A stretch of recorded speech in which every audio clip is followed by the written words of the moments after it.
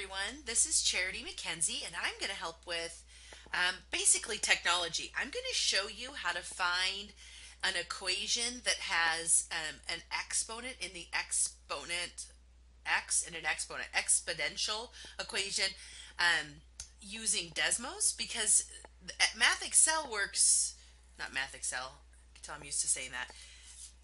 Microsoft Office Excel works really well, but it gives you an E on some of them, and then it won't let you put an E into your answer for Math Excel, which is a problem. The handheld TI-83, if you have one, does this perfectly. It gives you exact answer that they're looking for. So this is in 14.1 in course 2, and this is problem 5, or is it problem 4? Problem 4. But so that's 14.1, problem 4. But it could be in Algebra 2 as well. So you may see this video in another place. Or I know it's in Algebra 2, but I might have to use this. So here's some data. I'm using this off a problem that someone asked me about. And let's go ahead and I'm going to go over here to Desmos and I'm going to show you in here. And then I can show on the calculator as well. But I think I have another video with it of the calculator. So what we go to first is we're going to go to a table, and we're going to put in our table of values that we have, and we had a 0, just do it in the x's, the 5, a 10, a 15, and a 20. And then for our y values, we had a 180, we had a 126, we had a 94, we had an 80, and a 75. So we want an equation that's exponential that fits this data. So what we wanted to do is we wanted to feed in our x values and get y values as the answer and tell us the best equation for this data. So I'm going to minus this out a little, and then you'll be able to actually see the data. There it is. It's in green. I'd be in a little more. Perfect. So the way that you do that in Desmos is you can call something out like, I would like an equation. So I'm going to call this one y1. You could say y2. See how this is y1, x2? So it kind of depends. I want to call this one y1 because I want it to refer back to these y's. So the way that I just type that in is y and then the number 1, and it automatically goes lower into that spot like this. Then the key, instead of equals, we're going to use this usually it's like estimating or similar kind of button, because we're going to estimate an equation, and that is going to signify to Desmos that you're trying to come up with equation or regression line or of the data. So then from here, what we know we want is an a times some b, we don't know, to the power of the x ones. And what am I saying right there is I'm saying, okay, I don't know what a is, I don't know what b is, but I know that I want to feed in these here, and I want to feed these in here in the exponent.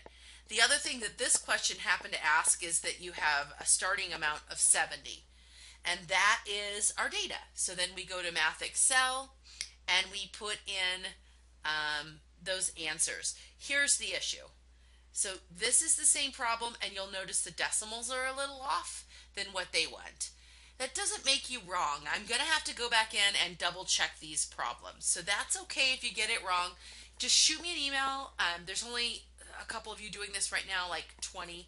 So shoot me an email or a message in Canvas, and I will give you that point. But I do want you to know how to do this somewhere. If you did it in Excel and you got the E, put that equation in. That's fine.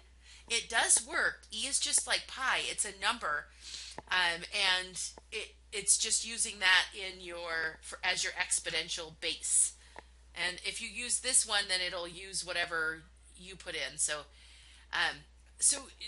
just a side note, I could try to fit this to a line. So I'd say same y1s to that similar.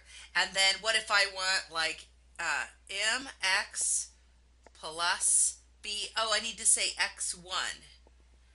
I want it to read in those x's. And look, there's the equation of that. And now r squared and r. The closer these are to 1, the better your data fits that information. So look, this one, the blue one is from here, right? And the green one is from here.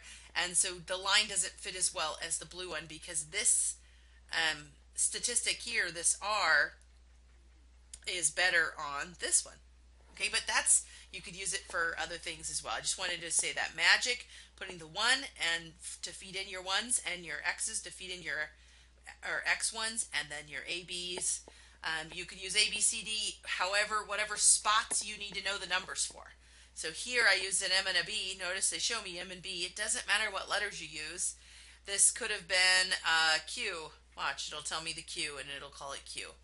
Doesn't matter. That's just where you happen to put that letter, so it's going to tell you what that letter should be. All right, so that's how on Desmos to find a regression or line of best fit, especially exponentials, but you can also use it for quadratics or linear or anything you want.